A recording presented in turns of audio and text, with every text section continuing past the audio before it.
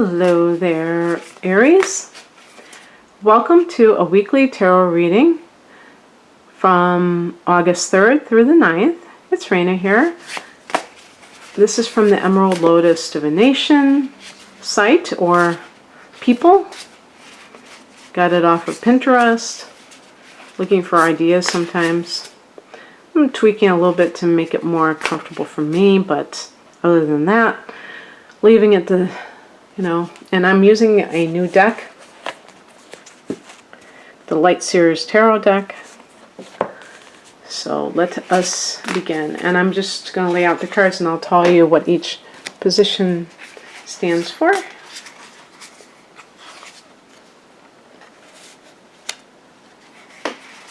Some of these cards, it's fun because I still haven't drawn every card yet. So it's like new to me.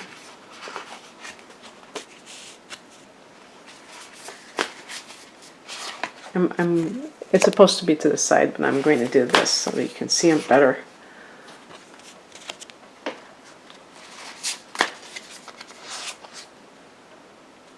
Okay.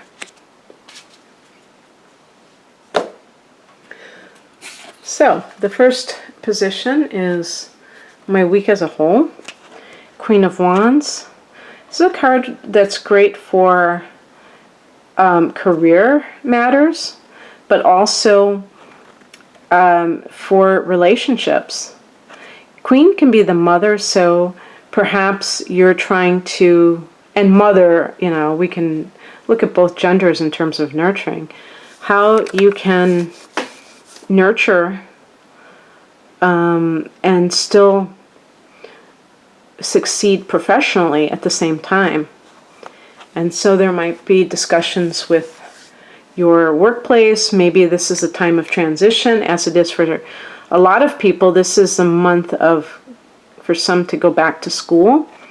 And, being a parent, you're having to negotiate these kinds of things. But it's also great just for confidence within yourself and, positivity. I'm actually going to read from this booklet because I do this. I've been doing this just periodically because it's really a good. I've read so many of these little booklets that come with oracle decks or tarot cards, and sometimes they're pretty much just so-so. But I'm pretty impressed with this. I think as a tarot booklet, it gives great synopsis of each card, and I just want to read it to you because just in case they mention things I didn't. They say creativity, passion, determination, confidence, joy, bold expression, helping others as you build your queendom power. Make sure fiery bursts of productivity are accompanied by laughter and gratitude, connection, appreciation, and love. All right. So all of that fiery energy, but emotional with the Queen. We're talking about water energy. Something unexpected that will arise. Seven of Pentacles. Perhaps, you're putting yourself into a good frame of mind. And if you've just started a business, you'll finally see turn a profit. See your work, coming to some kind of fruition. Oh, that reminds me. There's going to be a full moon that's occurring at 11 degrees of Aquarius. For those people who are born in, those Aries people who are born in March, this may not be true 100%, but for most of you, this will likely be actually in your 10th house of career. So this may have, like the Queen of Wands and even the Seven of Pentacles, like some kind of a project that you started, you may see the results at this time, because a full moon in the 10th house can be having some kind of recognition from higher ups, getting a promotion. So maybe if you've been putting energy into something, you get that promotion. And so it really does go along with those two top cards. But for those of you born in April, this full moon will occur in your 11th house of hopes and wishes. And that can be same, that a dream that you have had will come to fruition. And who knows, maybe that dream involves a money-making venture. Like taking a hobby and making it into something that you receive compensation for. But whatever it is, you may feel like you were patient. Seven of Pentacles can be patience, and it came to fruition finally. Because this is long-term goals. And sometimes Aries can get quite impatient about those kinds of things. The third position is how I can stay grounded and balanced. Ooh, well, this is a card that is about being grounded and balanced. The Empress card, and you see there's like a little fetus in there, because it is a card of the Earth Mother, pregnancy, but creativity. So definitely for fire signs, creativity is something that is very important to express, creative self-expression. So you probably have this tendency already, but perhaps you've been kind of absorbed in career matters or, work-related practical matters, and this can be a way to, de-stress and express yourself. And this is also a card of love. So any time that you are spending time with your significant other, if you have one, that can be also helpful to get rid of stress. Or just to, be balanced. Because Aries is you rule the first house, so you tend to be more about the self. And so, kind of tapping into that mutual relationship can be helpful to gain that balance. So the fourth position is important emotion I will feel this week. Here's a card of Ten of Cups. So you see children playing in the background. This is a card of family joy. Perhaps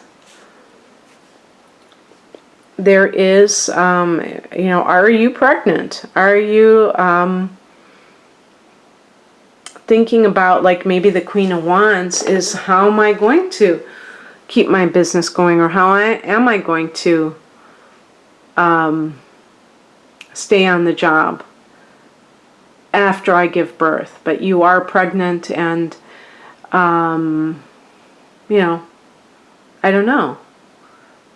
I don't know what that means to you. But in any case, the Ten of Cups is about celebrating that. This is a card of family harmony, spending time with, maybe like feeling gratitude that you have these people in your life. The fifth position, something that will inspire me. Ooh, and this is the first time I've gotten the Hierophant. It's very interesting how they have that kind of a stairway. Oh, and it looks like kind of almost like the Tree of Life or something. Yes, and this is a card that can connect to the spiritual path. Oh yeah, and they have like the fish. What other symbol? The Om sign, the pentacle, like kind of a Wicca symbol. Different spiritual signs. So something that will inspire you is spiritual pursuits. It doesn't get much easier than that to kind of talk about. And you do have Neptune transiting its own house, of the 12th house, Aries. So this may be a long-standing thing for years now, where you have felt that you are having a spiritual,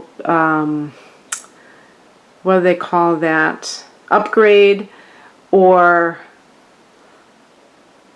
you're having like a mystical experiences or something like that, and this is just kind of more of the same.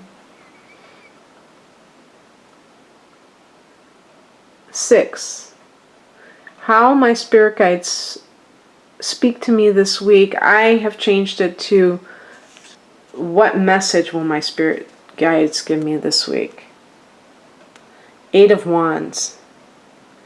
This is a card made for Aries. It might even be connected to Aries for all I know.